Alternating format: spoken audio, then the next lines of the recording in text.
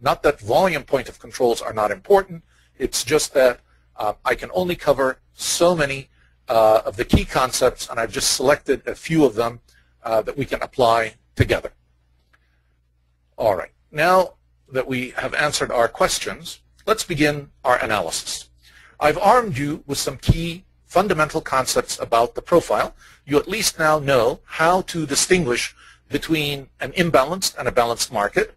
And you know that a balanced market basically tells me that there's uncertainty in the market. And the key thing that we have to do when we begin analyzing using the profile chart, is we have to look at it in context of what is happening in the market. So I've picked 7 trading days before you on this chart, starting recently back in November 21st, all the way through November 29th. And I want you to sort of take a look at this chart and look at the different days. We've had some directional, some imbalanced, some balanced, but pretty much what you are going to see is that, no, this is for November. Somebody's asking October. This is November. These are days in November for the ES Mini.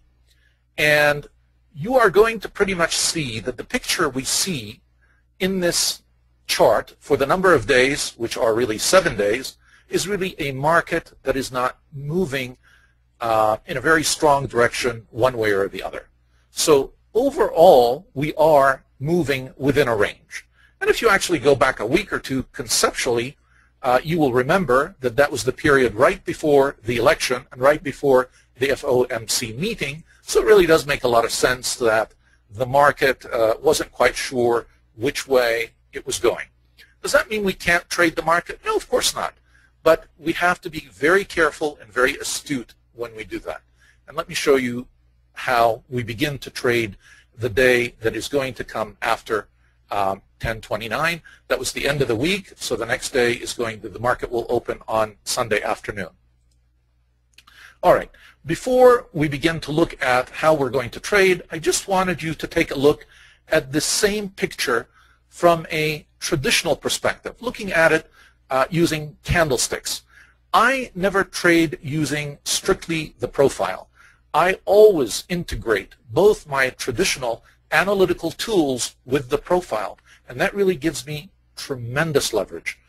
Not only am I able to see everything that every technical analyst out there is able to see, but I'm also able to add onto that the power of the profile and the key analytical pieces that the profile gives me. So always keep that in mind. You always want to look at both pictures. So we continue here, and I focus even a little bit more on what we're looking at. And even if you look at this picture from a candlestick, if you know a little bit about candlesticks, what we see here in these 7 days is quite a bit of uncertainty. We're seeing a lot of dojis and very small-bodied candles. So there's a pending change that's coming and a market of uncertainty.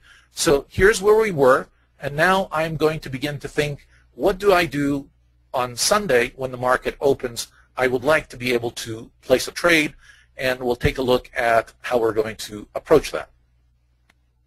Okay, back to our picture again of the entire period that we're looking at. And one thing that I want to highlight for you that's always very important are my price points of control. We talked about those earlier, the price points of control. These are the points at which we had the highest number of TPOs for each of the days. And as the first step in this analytical, simple analytical process I'm going to teach you, I want you first of all to identify them, and they're very easy to identify because Market Profile gives us this nice red line. But not only identify them in terms of location, I want you to be able to identify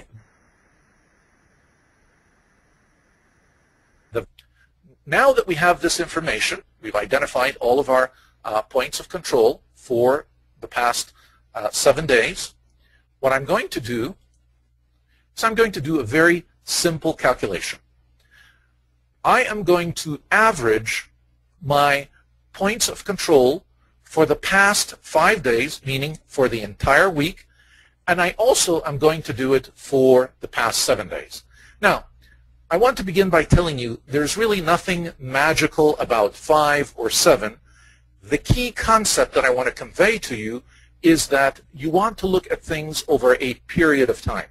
So I could be doing this for an entire month. I could be doing it for just 2 weeks.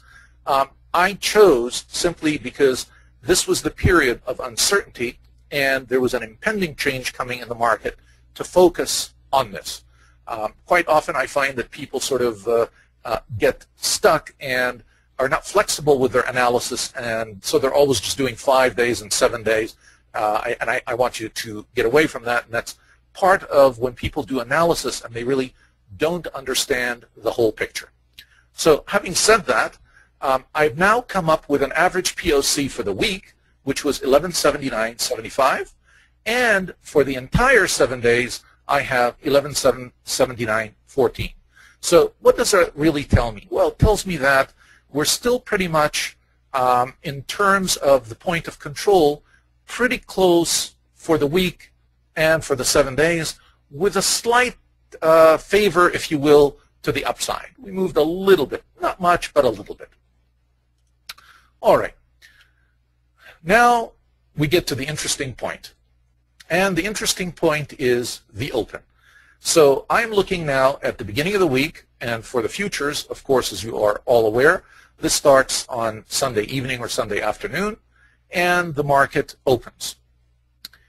And the market now opens at about 1180.5, all right? And I take a look at what happens at the open. Now first, I'm one of those people that really likes to trade the open. I find that there are always good opportunities at the open if you've done a careful analysis and you have a good understanding of the market. It allows you some tremendous opportunities. So I will share with you one of the tactics or strategies that we use. And take a look with me here.